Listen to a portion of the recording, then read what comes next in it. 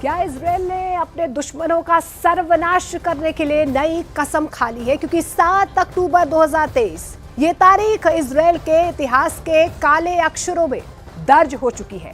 ये वही दिन था जब हमास ने बेरहमी की सारी हदें पार करते हुए इजराइल के मासूम लोगों को गोलियों से भून डाला। क्रूरता की हदें पार करते हुए महिलाओं को निशाना बनाया गया और इसी के बाद नेतन्याहू ने कसम खाई थी कि जब तक हमास का सर्वनाश नहीं कर लूंगा तब तक चैन से नहीं बैठूंगा।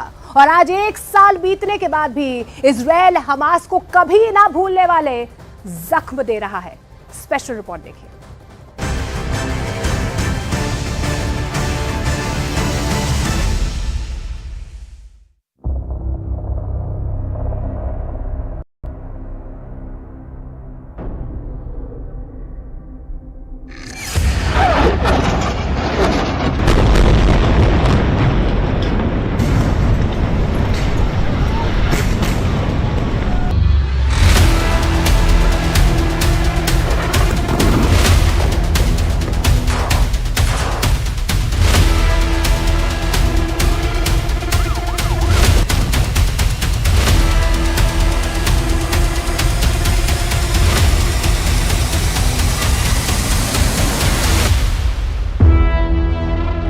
गजा की मस्जिद पर इजराइल का हमला।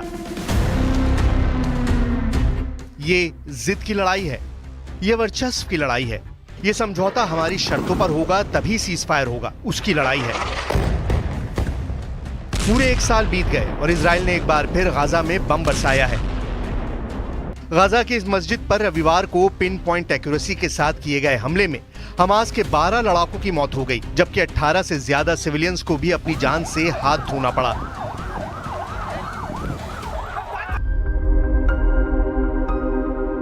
इन तस्वीरों को देखिए। घुप अंधेरा है, टॉर्च की रोशनी में लोग राहत और बचाव के काम में लगे हुए हैं। किसी का शव फर्श पर पड़ा है तो किसी घायल को मलबे से निकाला जा रहा है ताकि उसकी टूटती सांसों को रोका जा सके, उसकी जान बचाई जा सके। इस तस्वीर को देखिए। लोग टूटी हुई मस्जिद की दीवार को उठाने की कोशिश कर रहे हैं। मस्जिद की टूटी हुई दीवार के नीचे किसी के दबे होने की आशंका है। पहले एक व्यक्ति कोशिश करता है, फिर 2-3 लोग और आते हैं और फिर तुरंत ही इस मलबे से निकालकर उस व्यक्ति को अस्पताल पहुंचाया जाता है।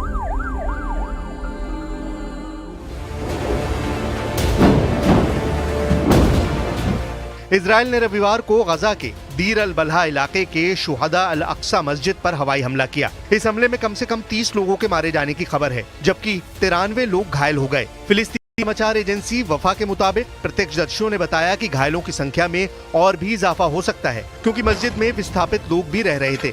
दूसरी तरफ इजरायली सेना ने बयान जारी किया कि शुहदा अल अक्सा मस्जिद में मौजूद हमास के आतंकियों पर सटीक हमला किया गया। ये आतंकी यहाँ से कमांड और कंट्रोल सेंटर चला रहे थे। 1 साल गुजर गया इस खून खराबे को। 1 साल गुजर गया इन लोगों को खंडरों के बीच से शवों और घायलों को ढूंढते ढूंढते। 1 साल हो गया इन लोगों को टेंटों में रहते हुए। 1 साल गुजर गया 2 वक्त की रोटी के लिए सड़कों पर लाइन लगाते हुए। 1 साल हो गया सायरनों की आवाज सुनकर दर बदर भटकते हुए। लेकिन युद्ध नहीं रुका। बारूदी महक पूरे गजा को अपने आगोश में ले चुकी है और अभी जो लोग बचे हैं उनकी भी सांसें कब तक चलेंगी, इसकी भी गारंटी किसी भी हुकूमत के पास नहीं है। हालात ये हो गए हैं कि अगर कोई इंसान गजा में रहता है तो या तो इजरायली बारूद उसकी सांसें रोक देगा या तो गजा में फैली हजारों जानलेवा बीमारियां जान ले लेंगी। इजराइल हमास युद्ध के 1 साल पूरे। 42,000 लोगों की हुई मौत, 16,000 से ज्यादा बच्चों की मौत, 23 लाख से ज्यादा लोग टेंट में रहने को मजबूर। वो तारीख थी 7 अक्टूबर 2023, यानी आज से ठीक 1 साल पहले, जब इस युद्ध का आगाज हुआ था। शुरुआत में लगा कि इजराइल का हमला कुछ दिनों या कुछ महीनों में खत्म हो जाएगा और इजराइल अपने सभी बंधकों को छुड़ा लेगा। लेकिन 1 साल बीत गया, ना तो युद्ध खत्म हुआ और ना ही इजराइल अपने सभी बंधकों को हमास की कैद से आजाद करा पाया। इन 1 सालों में 42,000 से ज्यादा फिलिस्तीनियों को बारूद भस्म कर चुकी है। इजराइल के भी कई सैनिकों को अपनी जान गंवानी पड़ी। बंधकों की रिहाई को लेकर शुरू हुई जिद की आग अभी कितनों को और भस्म करेगी, इसका जवाब किसी के पास नहीं है। इतना नुकसान होने के बाद भी ना तो इजराइल झुकने को तैयार है और ना ही हमास।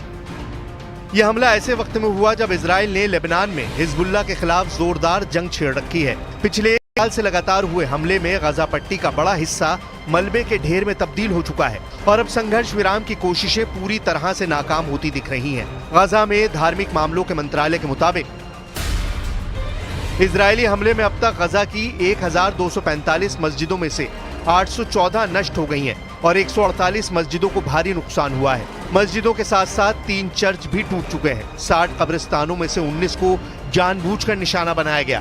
मंत्रालय की संपत्तियों को हुए नुकसान की अनुमानित वित्तीय लागत $350 मिलियन है।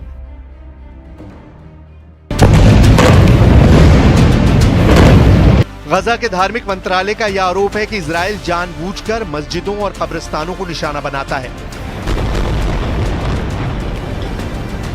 जबकि इजराइल की फौज का दावा है कि हमास के लड़ाके मस्जिदों को छिपने और कमांड सेंटर बनाने के लिए इस्तेमाल करते हैं। विदेशी मीडिया की रिपोर्ट भी ये बता रही है। मस्जिद के साथ ही इजराइल ने स्कूल को भी निशाना बनाया है। इजराइल ये भी दावा करता है कि मस्जिदों के साथ हमास के लड़ाके स्कूलों में पनाह लेते हैं और वहां भी इनके कमांड और कंट्रोल सेंटर को कई बार खत्म किया गया है।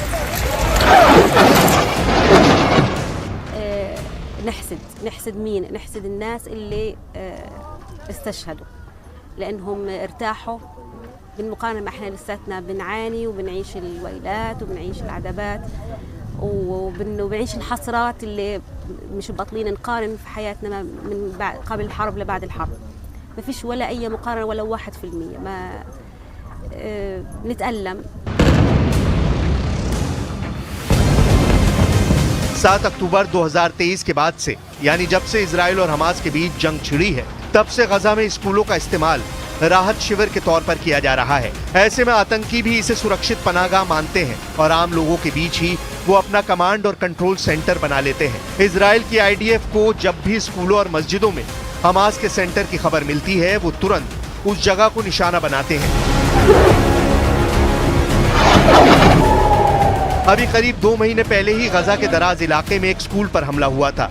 इसमें 100 से ज्यादा लोग मारे गए हैं। मरने वालों में महिलाएं, बच्चे और बुजुर्ग शामिल थे। इस स्कूल में कई लोगों ने शरण ले रखी थी। सुबह की नमाज पढ़ने के दौरान यह हमला हुआ। प्रत्यक्षदर्शियों के मुताबिक एक के बाद एक 3 रॉकेट स्कूल पर गिरे। इससे वहां आग लग गई। अल जजीरा के मुताबिक हमले में लोगों के शरीरों के चिथड़े उड़ गए।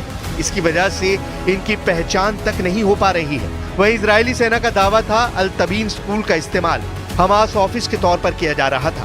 उसमें हमास के कई आतंकी मौजूद थे। हमला आम नागरिकों पर नहीं किया गया है। सुनिए जिहाद शामली को, जो गजा के रहने वाले हैं।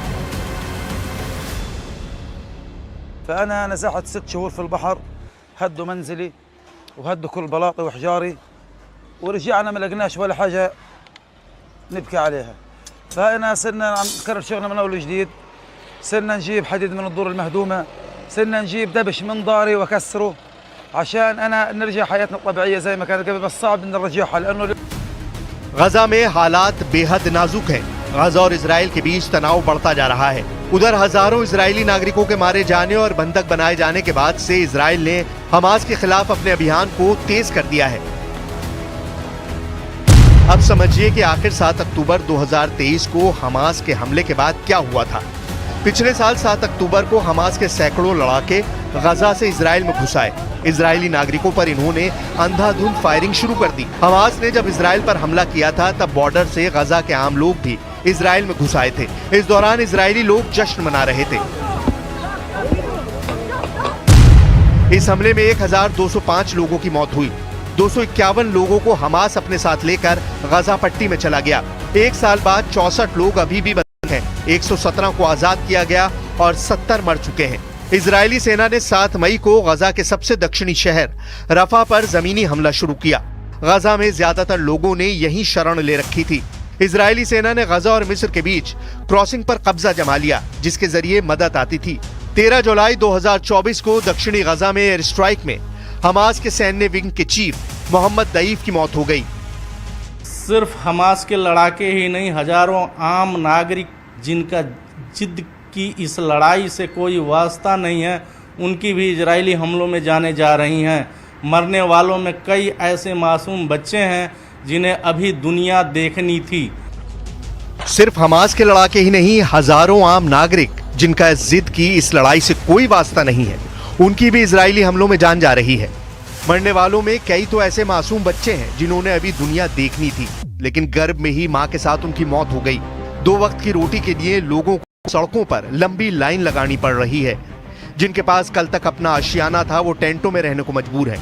इस बीच एक बार फिर इजरायली पीएम बेंयामिन नेतन्याहू ने अपना संकल्प दोहराया है कि जब तक पूरी तरह से सभी दुश्मनों का खात्मा नहीं होगा तब तक ये युद्ध जारी रहेगा। इजराइल के पीएम बेंयामिन नेतन्याहू हर बार कहते हैं कि हम अपने दुश्मनों को छोड़ेंगे नहीं, और यही इजराइल कर रहा है। इजराइल का दुश्मन चाहे जो हो, जिस मुल्क में हो, इजराइल को इससे कोई फर्क नहीं पड़ता। इजराइल अपने दुश्मनों को जरूर उनके अंजाम तक पहुंचाता है, वो चाहे मोहम्मद दईफ हो, इस्माइल हानिया हो, फऊद शुक्र हो, नसरल्ला हो, नसरल्ला का दामाद हो, नसरल्ला का भाई हो।